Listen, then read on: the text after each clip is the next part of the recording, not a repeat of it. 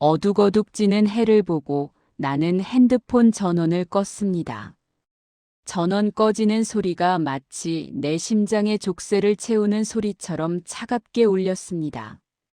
벨소리만 들어도 심장이 쪼그라드는 이 느낌, 겪어보지 않으면 모를 겁니다. 이젠 그 소리가 나를 찾아오는 지옥의 나팔 소리 같습니다. 아들 현우에게서 오는 전화는 더 이상 안부를 묻는 전화가 아니라 재앙을 예고하는 통보였으니까요. 내 통장도 이제는 바닥이 났습니다. 지난달 말 은행 창구에서 잔액을 확인했을 때 그 텅 빈 숫자를 보고도 눈물조차 나지 않더군요. 차가운 대리석 창구 앞에서 나는 그저 멍하니 서 있었습니다. 내 앞에 줄 서 있는 사람들의 무심한 뒷모습, 바쁘게 움직이는 은행 직원들의 손길. 그 모든 것이 나와는 상관없는 평화로운 세상 같았습니다. 아마도 영혼까지 다 털리고 나면 감정마저 메마르는가 봅니다. 내 노후는 이미 텅 빈 숫자가 되어버린 지 오래였습니다. 남편의 퇴직금을 현우에게 내어주기로 했을 때 남편이 보였던 미묘한 표정을 나는 아직도 잊을 수 없습니다. 퇴직금 통장을 쥐고 한참을 망설이던 그 손. 당신 현우가 빵 만드는 일로 성공할 것 같아? 남편은 그때 나에게 물었습니다. 나는 성공을 확신하지 못했지만 현우의 간절한 눈빛을 외면할 수 없었습니다. 여보, 딱 한 번만 믿어봐요. 우리 아들이 저렇게까지 매달리는데 어떻게 모른 척해.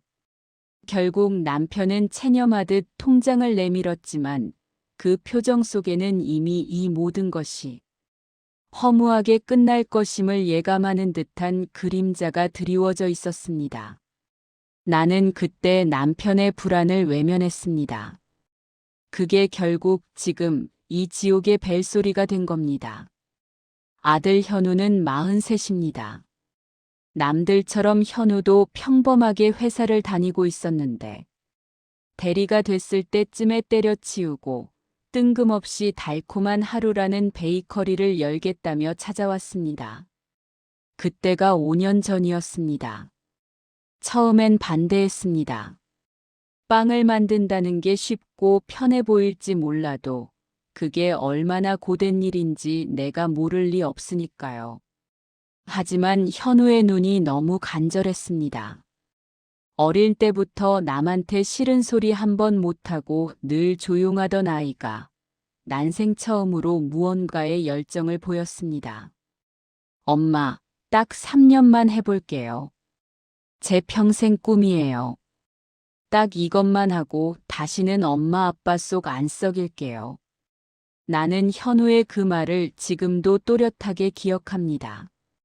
그 말은 나에게는 마치 천상의 약속처럼 들렸습니다. 결국 퇴직금과 아버지가 평생 모은 종잣돈, 그리고 내 이름으로 된 작은 아파트 담보대출까지 총 3억 5천만 원이 그 베이커리 간판을 올리는 데 들어갔습니다. 대출 계약서에 내 이름 석자를 서명할 때 펜을 쥔 손에 온몸의 무게가 실리는 것 같았습니다. 이 빚이 나에게 족쇄가 될 거라는 불길한 예감을 애써 외면했습니다. 아파트 대출을 받는 날 현우는 눈물을 글썽이며 내 발에 엎드리다시피 했습니다. 자식이 부모에게 엎드리는 모습을 보며 기쁨이 아니라 두려움을 느낀 건 그때가 처음이었습니다. 달콤한 하루가 문을 연 첫날은 참 찬란했었어요. 새하얀 간판 아래 갓 구워낸 빵 냄새가 거리에 가득했고 현우는 기름때 묻은 작업복 대신 깨끗한 제빵사 옷을 입고 환하게 웃고 있었습니다. 문제는 그 달콤한 하루가 언제부턴가 달콤하지 않다는 것입니다. 시작하고 1년쯤 되었을 때 인테리어 빚을 못 갚는다며 5천만 원을 요구했습니다. 인테리어 업자가 고소를 하겠다고 협박한다더군요. 2년째에는 원재료 값이 올랐다며 3천만 원. 3년째는 주방 설비를 교체해야 한다며 2천만 원. 매번 현우는 다른 이유를 대며 돈을 요구해 왔습니다.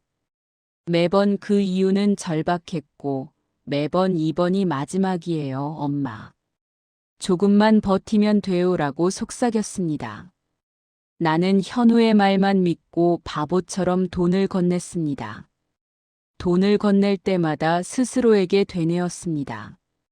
이번이 마지막이야. 이것만 넘기면 돼.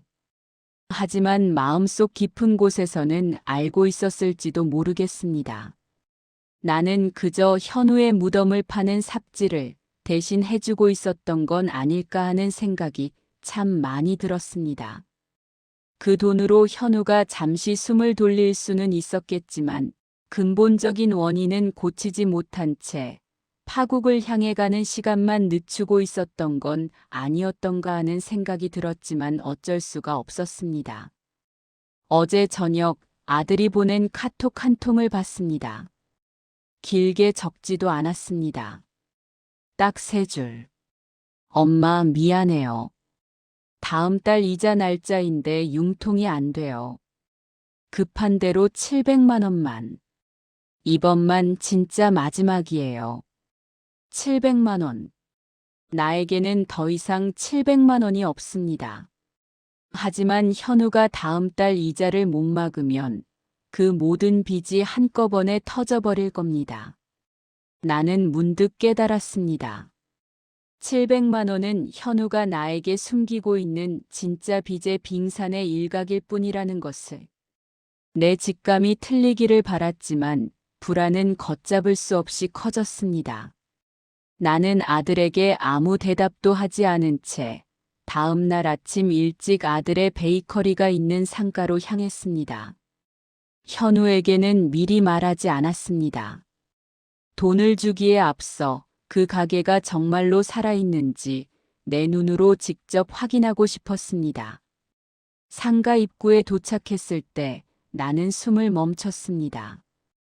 한때 밝은 노란색이었던 달콤한 하루의 간판은 햇빛과 세월의 발에 희끄무레했습니다. 유리창에는 몇 주 전에 붙었을 법한 임대문의 전단지가 빗물 자국과 함께 덕지덕지 붙어 있었습니다. 안은 어둡고 텅 비어 있었고요. 달콤한 하루가 아니라 쓸쓸한 하루였습니다. 현우는 매일 저 가게 문을 열고 들어갈 때마다 얼마나 많은 무게를 견뎌냈을까. 아니, 어쩌면 나를 속여온 무게가 더 무거웠을지도 모른다는 생각이 들었습니다. 나는 현우가 혹시라도 올까봐 주변 커피숍에 숨어 몇 시간을 기다렸습니다. 창밖은 무심히 사람들이 오가고 내 앞에 놓인 커피는 차갑게 식어갔습니다. 끝내 가게 문은 늦은 오후에야 열렸습니다. 그런데 현우는 빵을 굽는 것이 아니라 가게 구석에서 무언가 서류를 정리하고 있었습니다. 나는 결심하고 가게 문을 열었습니다. 현우야. 내 목소리에 현우는 어깨를 크게 움츠리며 고개를 들었습니다. 현우의 얼굴은 지난번 봤을 때보다 훨씬 초췌했습니다.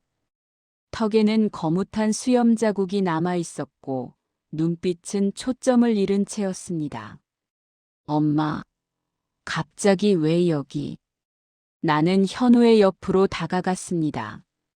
현우가 황급히 감추려던 서류 뭉치 중 하나가 바닥으로 떨어졌습니다. 나는 주저없이 그것을 집어들었습니다. 그 서류를 잡은 손이 떨렸습니다.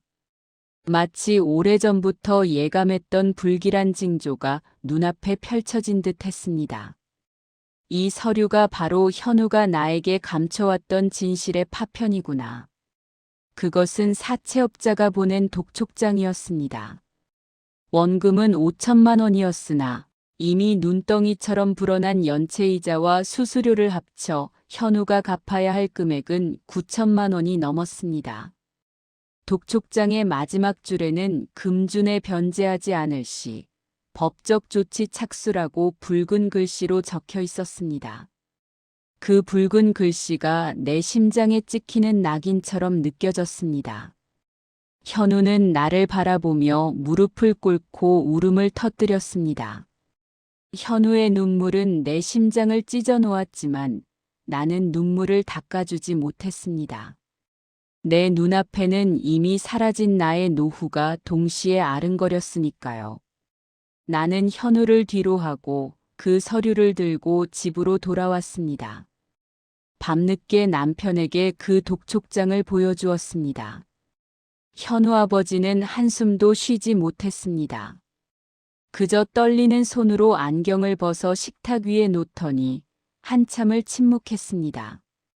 당신은 왜 늘 그렇게 끌려다니는 거야? 현우가 불쌍하다고. 그럼 우린 안 불쌍한가? 우리 노후는 길바닥에 버려져도 되는 거야? 남편의 목소리에는 실망과 분노가 뒤섞여 있었습니다. 남편은 30년 동안 공장에서 일했습니다. 기름때 묻은 작업복을 입고 퇴근하던 남편의 뒷모습, 그 땀 냄새가 떠올랐습니다.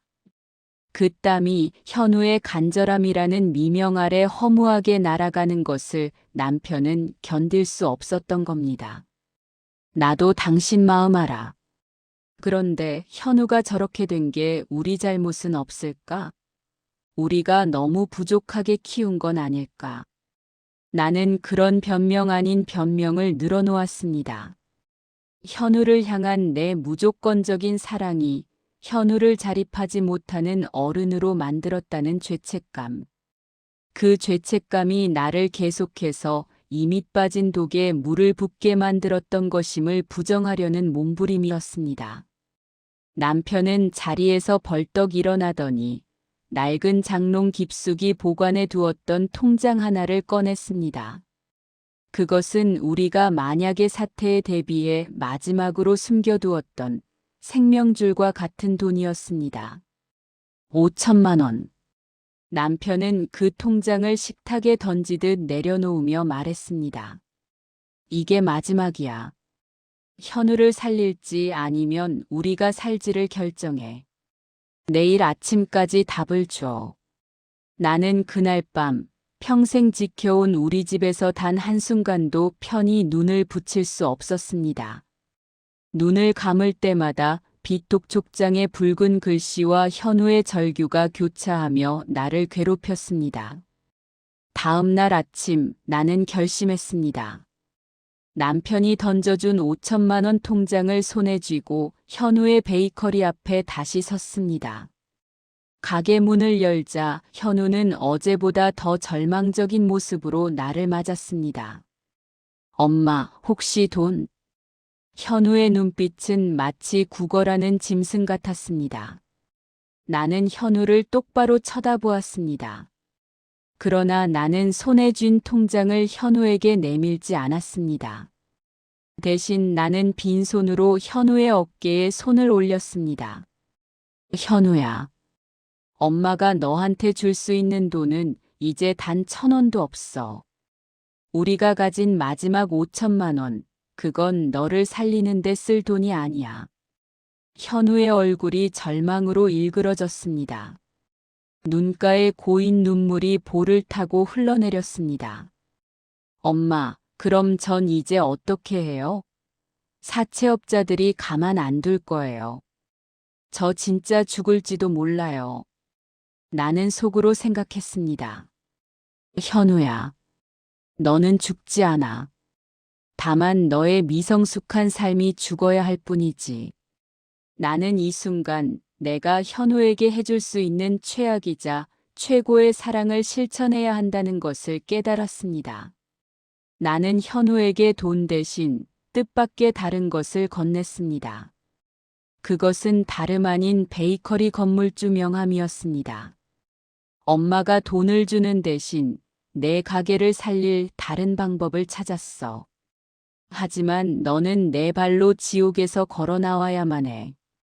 5천만 원은 너의 빚을 갚는 데 쓰지 않을 거야. 그 돈은 내가 다시 일어설 수 있는 마지막 징검다리를 만드는 데 쓰일 거야. 나는 남편과 상의 끝에 내린 결정을 차분히 설명했습니다. 그 5천만 원은 내가 사채를 갚는데 단 100원도 쓰지 않을 거다. 대신 이 5천만 원으로 이 가게를 정리하고 내가 갚아야 할 모든 부채를 우리 부모가 안고 갈 거야. 그리고 너는 빵 굽는 일을 그만두고 아버지가 다니던 공장에 들어가. 3년간 우리에게 빚을 갚는다는 생각으로 살아. 현우는 오랫동안 말이 없었습니다. 아버지의 공장. 냄새나고 힘들고 자신이 도망치듯 뛰쳐나왔던 현실로 돌아가라는 명령. 이 말을 들은 현우의 눈은 처음에는 반항심으로 가득 찬 듯 하다가 좌절감, 그리고 마침내 체념으로 가득 찼습니다. 엄마, 제가 빵이 얼마나 좋았는지 아시잖아요. 알아. 그래서 더 이상은 안 돼. 너의 꿈이 너를 파멸시키고 있잖니. 지금은 내가 빚을 갚아야 할 때가 아니라 내 삶의 바닥을 스스로 쓸고 닦아야 할 때야. 그날 현우는 결국 고개를 떨구었습니다. 나는 5천만 원으로 사채를 포함한 모든 부채를 떠안는 대신 현우의 삶을 다시 시작하게 했습니다. 건물주에게 가게를 정리하겠다고 말했고, 며칠 뒤 현우는 낡은 작업복을 입고 공장으로 첫 출근을 했습니다. 지금 내 지갑 속에는 10,000원짜리 한 장과 현우의 사채 독촉장 복사본만이 남아 있습니다. 노후 자금은 모두 사라졌고 나는 매달 갚아야 할 은행 대출과 사채 빚을 끌어안고 살게 되었습니다. 정말 내가 현우를 살렸을까요? 아니면 우리의 남은 삶을 팔았을까요? 아직 그 답을 모르겠습니다. 다만 현우가 공장에서 땀 흘리는 모습을 상상할 때 내 마음속 깊은 곳에서 아주 작은 희망의 불꽃 하나가 깜빡이는 것을 느낍니다. 현우는 가끔 힘든 표정으로 전화를 합니다. 엄마, 너무 힘들어요. 이게 맞을까요? 그때마다 나는 똑같이 대답해 줍니다. 힘들면 안 해도 된다. 다만 내가 이 힘듦을 겪지 않으면 내 인생은 여기서 영원히 멈출 거다. 나는 이제 현우의 엄마로서가 아니라 현우의 마지막 빚을 책임진 채무자로서, 그리고 현우의 인생을 재건할 조력자로서 하루하루를 살아갑니다. 이 선택이 우리 가족에게 과연 달콤한 하루를 다시 가져다 줄지, 아니면 쓰디쓴 여생으로 남을지. 이 이야기는 이제부터 다시 시작입니다.